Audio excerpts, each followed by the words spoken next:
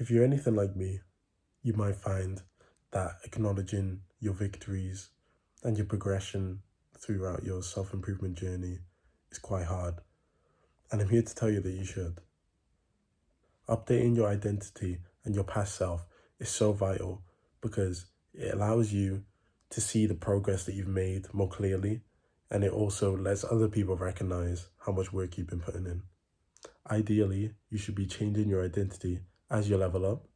So as you start learning these new things and getting better and better, then you slowly start adding to your identity. Identity can kind of be like a video game. So when you're playing a video game, if you're leveling up, you don't just stay on the same missions. You want to, go to those harder missions so that you get more rewards. And that's kind of like how identity works too. Your reason for doing that is so other people can see your progress too, and it will give you more respect, and they'll actually see your accomplishments. And that's what we want. That in of itself helps you progress more because it can motivate you if the people around you have more respect for you and they see the work that you're putting in. I struggled this when I first started on my self-improvement journey. I put in a lot of work. I was working really hard, and people around me just wouldn't see everything that I've been doing. And that really frustrated me because I put in all this work to get better and better, and everyone was still holding these dated perceptions of me like I was still a little kid, and that really frustrated me. So once I started updating my identity and putting in that work, then other people started to recognize how far I came and started to realize that I'm not just some kid anymore. Your identity can also help you show that you're a brand new person, and it just is so important to show other people your progression, because if people were to treat you the same way that they treated you 5 years ago, like, that just doesn't make sense. And that's kind of what it does. It defines you from your past self, because that's exactly what you need, especially when you're improving yourself so much. You need other people to see you differently as you improve.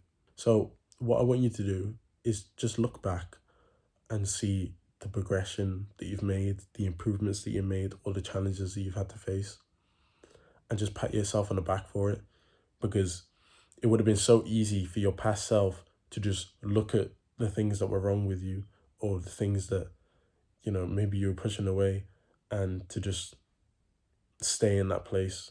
You chose the path of discomfort, and that allowed you to improve to the point where you're at right now. Be proud of what you've done and the progression that you've made, because as a result, you're sitting here right now in a better place than what you were those years ago or those months ago. You putting in this work consistently has actually paid off.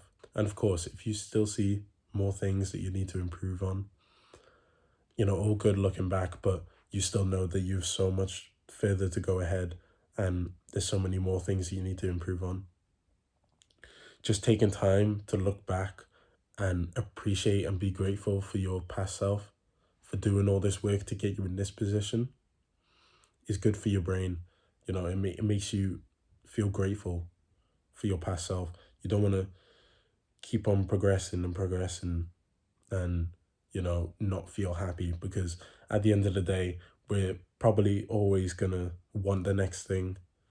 So being grateful for where you're at right now is a really good thing and a really good practice to just keep in mind as you're slowly progressing through your journey. That's why I hold so much value in gratitude journaling, because it just keeps you in mind of things that you like. You look around and you write down what you're grateful for, things that you have like with you right now, instead of just focusing on the future and always like, okay, but I don't have this yet and I don't have this yet. Like, it's nice to just look around to what you have right now and to just write down what you're grateful for. And it makes you feel more full. Like, us as self-improvement people, we're always going to try and find the next thing to improve on. But looking back and looking right now at the things that you have now will fulfill you. If you enjoy seeing content from a small creator like me, you can go ahead and subscribe. But yeah, I'll see you in the next one.